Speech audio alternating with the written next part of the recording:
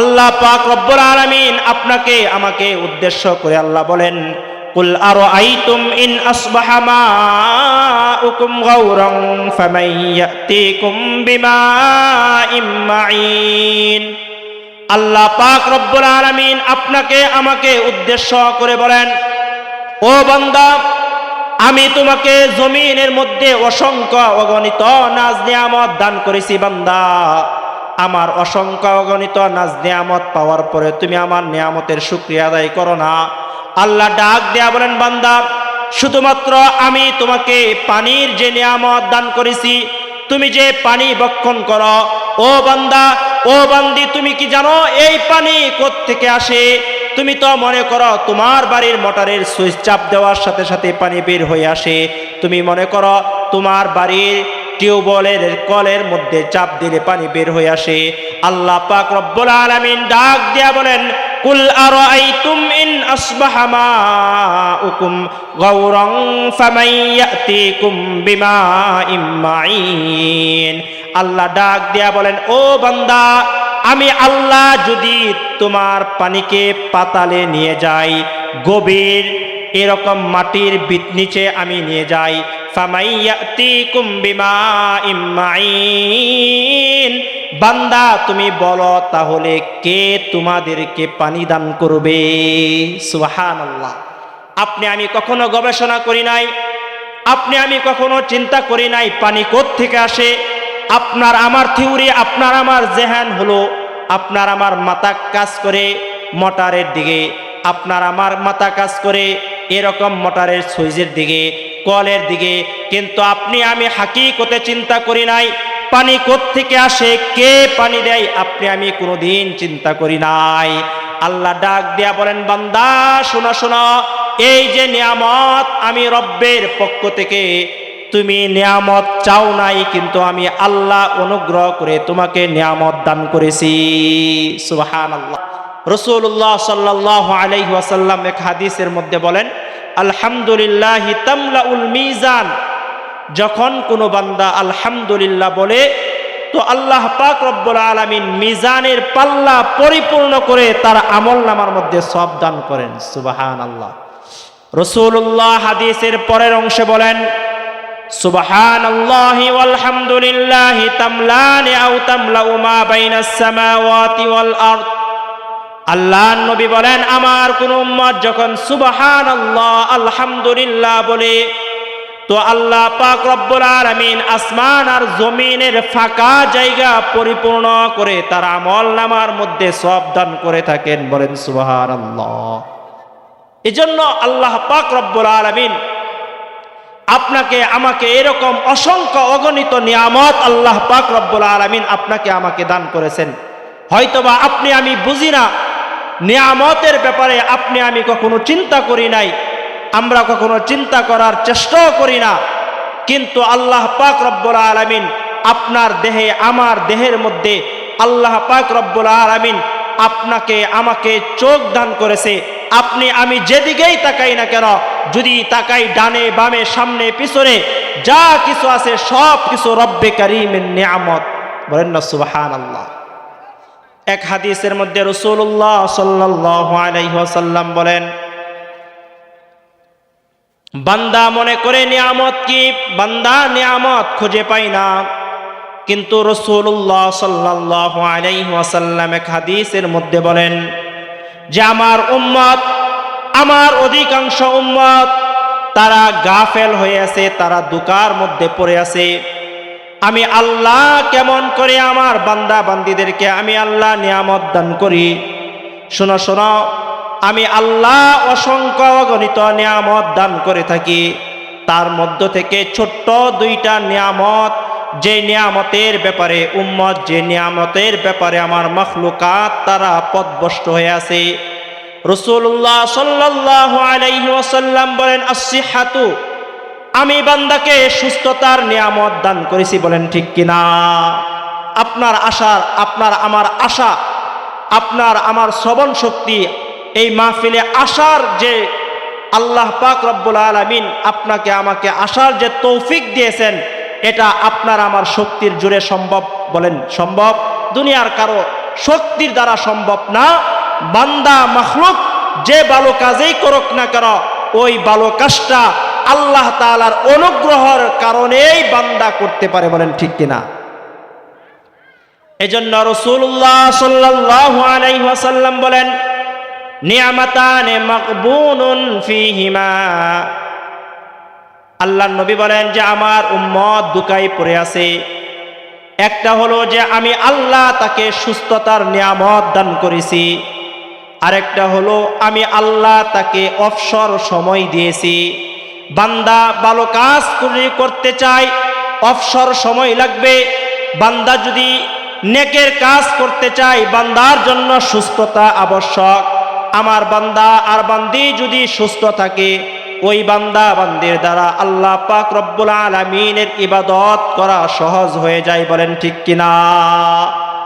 রাসূলুল্লাহ সাল্লাল্লাহু আলাইহি ওয়াসাল্লামের এক হাদিসের মধ্যে বলেন, আল্লাহ পাক রব্বুল আলামিন একজন মানুষকে ঈমানের দৌলত দান করার পরে, একজন মানুষকে ঈমানদার বানানোর পরে সবচাইতে বড়, সবচাইতে মঙ্গলকর, সবচাইতে কল্যাণকর যে বস্তু একজন মানুষ ঈমানদার হওয়ার পরে সবচাইতে দামি বস্তু হইল, আল্লাহ পাক রব্বুল আলামিন ওই ব্যক্তিকে সুস্থতার নিয়ামত আল্লাহ দান করেছেন। সুবহানাল্লাহ। এজন্য আজকের মাহফিলে আপনি আমি আসতে পারলাম, আপনার আমার আশাটাও, আপনার আমার বসা, আপনার আমার আলোচনা শ্রবণ করার এই নিয়ামতটাও আল্লাহ পাক রব্বুল আলামিন আপনাকে আমাকে দান করেছেন। আজকে দেখবেন আমাদের সমাজে এরকম অনেক মানুষ আছে যে তারা সময় পাওয়ার পরে, তারা সুস্থ থাকার পরেও ইবাদতের মধ্যে মগ্ন থাকে না। তারা বলে যে আজকে না কালকে ইবাদত করব, পরশুদিন করব। এইরকম করতে করতে একটা সময় এমন হয়ে যায় যে ওই বান্দার ইন্তেকাল হয়ে যায়। ঠিক ওই রকম ভাবে একজন মানুষ যখন অবসর থাকে, তার দরকার ছিল ধর্ম করার, ধর্মের কাজ করার, ইসলামের কাজ করার, কিন্তু ওই কাজগুলা সে করে না। রাসূল হাদিসের মধ্যে বলেন যে আমার উম্মত, একটা হলো আমি তাকে সুস্থতার নিয়ামত দান করেছি, আরেকটা হলো আমি তাকে অবসর সময় দান করেছি। এই দুইটা বিষয়ে আমার উম্মত গাফেল, আমার উম্মত দুকার মধ্যে পড়ে আছে। এজন্য উম্মত মনে করে আল্লাহ পাক রব্বুল আলামিন বান্দাকে, আপনাকে, আমাকে এই শক্তি দান করেছেন আল্লাহর নিয়ামতের শুকরিয়া আদায় করার জন্য।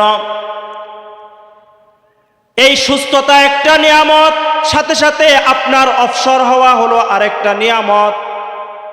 যদি কোনো বান্দা সুস্থ থাকতে পারে তো আল্লাহ পাক রব্বুল আলামিন ওই বান্দার দ্বারা ভালো কাজ করার তৌফিক আল্লাহ পাক রব্বুল আলামিন দেন। একজন মানুষ যখন অসুস্থ হয়ে যায়, তখন তার দ্বারা ইচ্ছা করলেও ভালো কাজ করা সম্ভব না, তার দ্বারা ইচ্ছা করলেও নেকের কাজ করা সম্ভব না।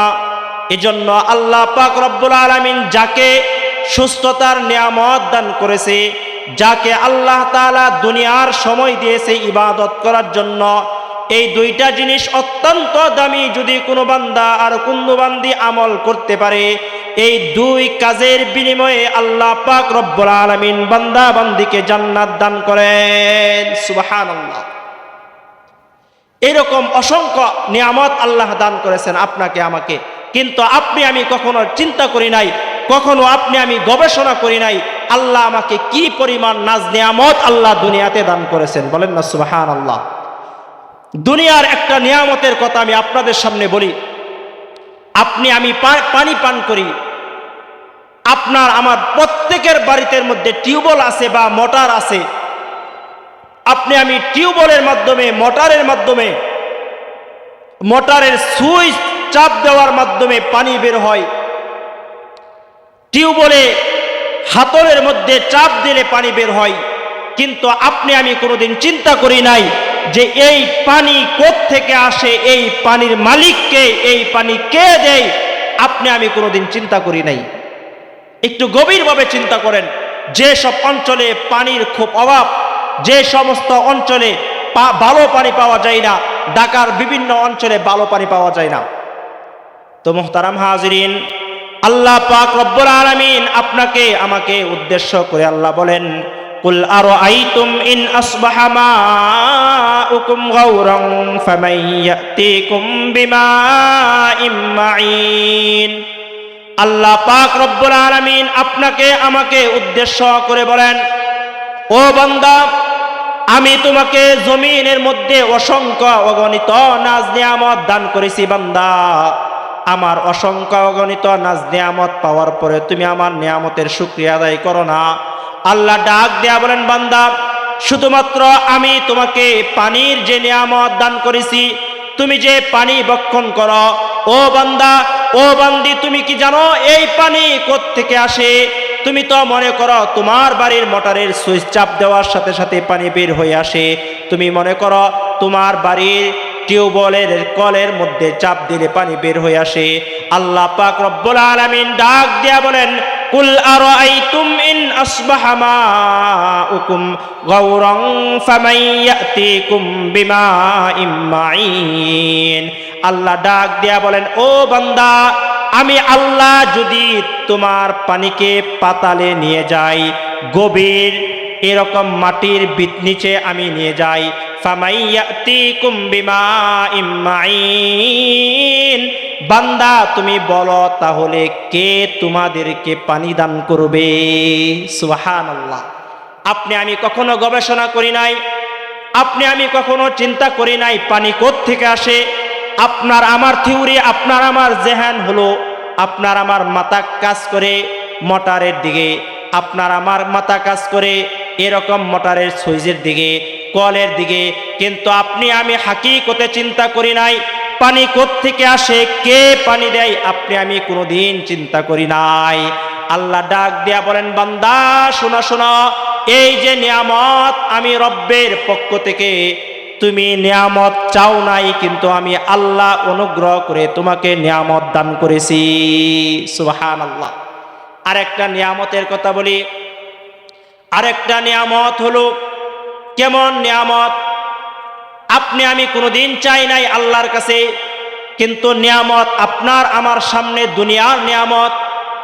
আপনি দেখবেন আপনার বাড়ির পাশে গাছের মধ্যে, আপনার ঘরের কোনায় মৌমাছি বাসা বাঁধে। ওই মৌমাছির বাসা থেকে আপনি আমি মধু সংরক্ষণ করি। আল্লাহ পাক রব্বুল আলামিনের কাছে আপনি আমি দরখাস্ত করি নাই, কিন্তু আল্লাহ পাক রব্বুল আলামিন ওই মধুর মধ্যে আপনার জন্য আমার জন্য শিফা, আপনার জন্য আমার জন্য আল্লাহ পাক রব্বুল আলামিন কল্যাণ রেখেছেন। আল্লাহ পাক রব্বুল আলামিনের কাছে দরখাস্ত করা ব্যতীতই আল্লাহ পাক রব্বুল আলামিন আপনাকে আমাকে নিয়ামত দান করেছেন। আল্লাহ বলেন, ওয়া আওহা রাব্বুকা ইলান নাহলি আনিত্তাখিযি মিনাল জিবালি বুয়ুতাও ওয়া মিনাশ শাজারি ওয়া মিম্মা ইয়ারিশুন। আল্লাহ পাক রব্বুল আলামিন মৌমাছিকে ডাক দিয়ে বলেন, আপনি আমি আল্লাহর কাছে দরখাস্ত করি নাই একবারের জন্য আমাদেরকে মধু দাও, কিন্তু আল্লাহ পাক রব্বুল আলামিন জানে বান্দার কোন জিনিসটা প্রয়োজন। এজন্য আল্লাহ পাক রব্বুল আলামিন বান্দাকে অনুগ্রহ করে একটা মাখলুক, একটা মৌমাছিকে আল্লাহ পাক রব্বুল আলামিন আদেশ করেন, ইলহাম করেন, ওয়া আওহা রাব্বুকা ইলান নাহলি আনিত্তাখিযি মিনাল জিবালি বুয়ুতাও ওয়া মিনাশ শাজারি ওয়া মিম্মা ইয়ারিশুন। আল্লাহ মৌমাছিকে ডাক দিয়ে বলেন, ও মৌমাছি, আমার বান্দার জন্য, আমার মাখলুকাতের জন্য, আমার যে বান্দা আমাকে সেজদা করে, যে বান্দা আমার ইবাদত করে, বান্দা শোনো, ও মৌমাছি শোনো, যাও যাও তুমি গাছের ডালে ডালে, তুমি মানুষের বাড়ির কিনারায়, তুমি পাহাড়ের চূড়ায় তুমি তোমার চাক বানাও, তুমি বিভিন্ন ফল থেকে, বিভিন্ন ফুল থেকে তুমি মধু সংরক্ষণ করে আনো, মধু সংরক্ষণ করে এনে আমার বান্দা আর বান্দির জন্য জমা করো। আমি আল্লাহ ওই মধুর মধ্যেই আমি আল্লাহ আমার মানুষের জন্য, আমার বান্দা বান্দির জন্য আমি আল্লাহ সুস্থতার নিয়ামত রেখেছি। সুবহানাল্লাহ। হাইওয়াতুল হাইওয়ান নামে একটা কিতাব, প্রসিদ্ধ কিতাব, ওই কিতাবের মধ্যে উল্লেখ করা হয়েছে, মুফাসসিরিনে কেরাম বলেন, যারা তাফসীর করেন ওনারা বলেন যে আল্লাহ পাক রব্বুল আলামিন মধুদের মধ্যে এমন শিফা রেখেছেন, মধু মৃত্যু ব্যতীত এই মধুর মধ্যে বিষ কখনো জমা হয় না। যদি কোনো মৌমাছি বিষাক্ত কোনো মধু কোনো ফল থেকে সংরক্ষণ করে, আল্লাহ পাক রব্বুল আলামিন মৌমাছির ভিতরে এমন একটা শক্তি দিছে, রানী মৌমাছিকে এমন একটা শক্তি দিছে যে ওই মৌমাছি ওই মধু নিয়ে, বিষাক্ত মধু নিয়ে তার চাকের মধ্যে আসতে পারে না। এমন একটা কুদরতিভাবে আল্লাহ পাক রব্বুল আলামিন আপনাকে আমাকে নিয়ামত দান করেছেন। বলেন না সুবহানাল্লাহ। এই তো হলো দুনিয়ার নিয়ামত। শেষ করে দিচ্ছি মুহতারাম হাজিরিন, দুনিয়ার নিয়ামত হলো এইটা।